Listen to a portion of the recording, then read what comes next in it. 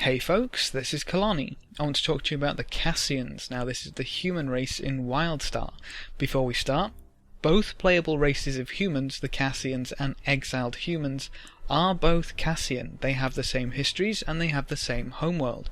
The exiled humans broke off from the Dominion and stopped calling themselves Cassians approximately 300 years before the game starts. So that's why there's a few differences. So to talk about Cassians, we need to talk about their homeworld of Cassus. Now we know that the original human settlers of Cassus were struck with a virulent plague. What we don't know is whether these Cassians evolved and were born on Cassus, or whether they came from somewhere else. So that's a little ambiguous and up for speculation, but this plague seems to have swept through their ranks quite quickly and to devastating effect. They had very little hope for survival until a little girl was found to have a natural immunity. From this immunity and from her blood, they created a vaccine and spread that through the remaining populace, saving them from the plague. This morbid historical event remembered in the Holiday of Shades Eve, where the plague is personified as Jack Shade and the vaccine or cure personified as Angel. There's little speculation about whether Jack Shade is derived from the first victim of the plague, and similarly with the Angel name being derived from the name of the little girl, but we're not entirely sure. From there we know the Cassians settled and grew. They eventually formed the Cassian Commonwealth. We don't know a great deal about it, but we do know it's a democracy, very different from the Dominion they established later on. As their technology progressed, the Cassians mastered spaceflight and interstellar exploration, which they took to relatively quickly.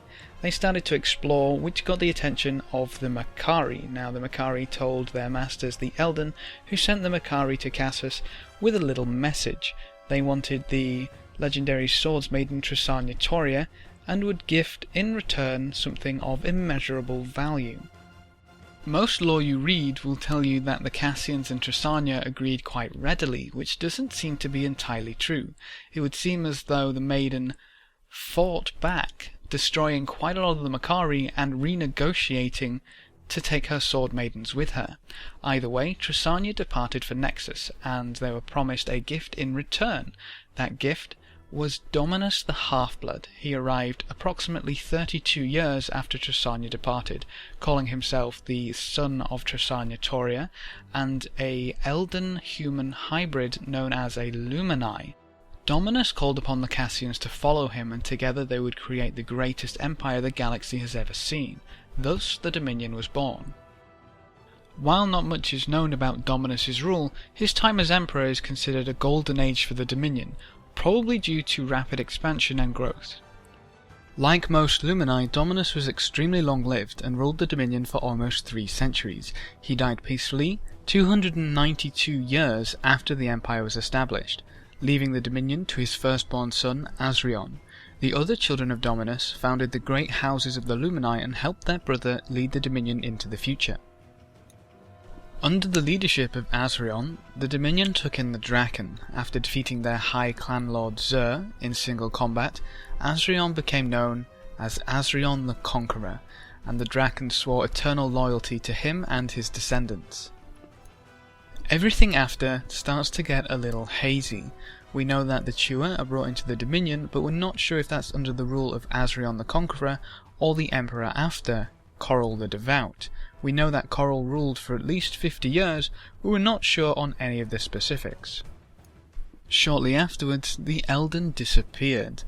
Now it's unclear whether this had any ramifications for the Cassians or the Dominion, simply because they didn't have any direct interaction with the Elden to begin with.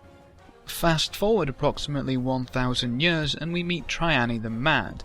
Now this emperor seems to have had a less than prosperous rule, because when Jarak of House Asrion takes over and is crowned emperor, it's said that he brought the Dominion back into order.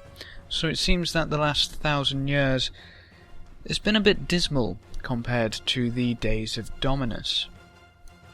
Thankfully, Jarek of House Azrion knocked things back into shape. He founded the Vigilant Church and drew up the Vigilant Declaration. This document officially deified the Elden, stating their disappearance was due to their ascension to godhood, and united the Empire under one faith. It also included the Ancestral Decree, a set of laws to preserve the Lumini's sacred Elden blood. This decree established a set of rules for Lumini marriages and reproduction within and between the great houses. The Vigilant Faith uses the original offspring of Dominus as its cornerstones. Naming them Scions, the children of Dominus were worshipped and revered for their aspects they were most famed for. The Declaration also impacted the social status of all Cassians, dictating their place in society by how much Elden blood flowed through their veins. This caused a huge divide between those who could trace their lineage back to one or more of the great houses and those who could not. This rift grew so great that it sparked the Cassian Rebellion, when Ceric Brightland broke off from the Dominion and formed the Exiles. Even though he introduced a number of radical changes to the structure of the Dominion and suffered through a civil war, Jarek had a positive ruling of the Dominion Empire. Sadly, his reign was cut short. Jarek died unexpectedly while he slept. He had no children to succeed him, and the throne passed to Vorius of the House Chol. It is said that all of Cassus mourns the passing of Jarek, with his funeral procession numbering well in the thousands.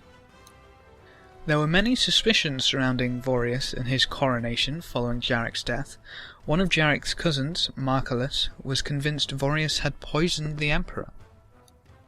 Vorius threw the Dominion back into darkness and chaos. His rule saw numerous assassinations within the great houses, a failing economy, and threats of another civil war. He appointed one of his close allies, Galvian, as the High Sentinel of the Vigilant Church, allowing corruption to spread through the religion. Thankfully, Vorius's rule was cut short by Marcellus's sword. Hey folks, this is Kelani. I want to talk to you about the Cassians. Now this is the human race in Wildstar. Before we start, both playable races of humans, the Cassians and exiled humans, are both Cassian. They have the same histories and they have the same homeworld.